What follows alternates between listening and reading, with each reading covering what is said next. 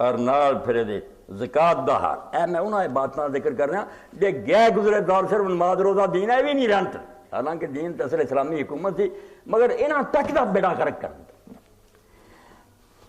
کتاب الاموال شکر ہے کہ بڑی محنت نہ لب کے ساڑھے قائل حدیث عالم نے محمد حامد فقی نے اپنے حاشیہ نا للامام العظیم الحافظ رجابی عبید القاسم بن سلام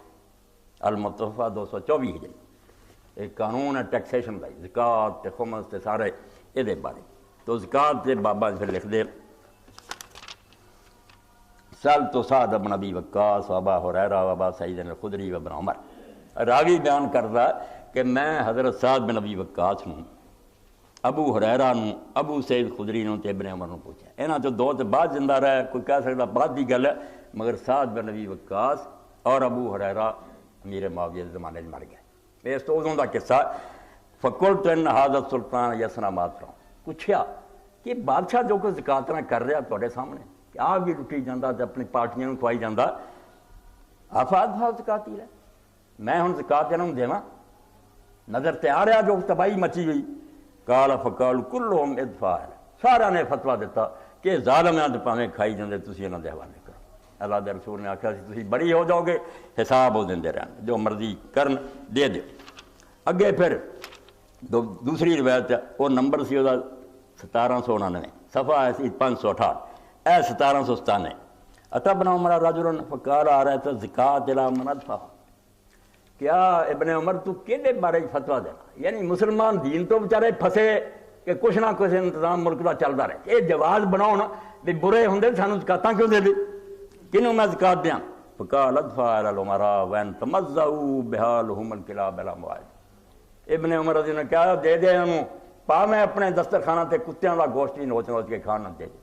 کتے کھانا کھاندے پھرن تسی زکات کریں اے اسلام تے قیامت بالکل قیامت آئی زکات خورد بر نمازاں بے وقت عید دے خطبے پہلا علی تے لعنت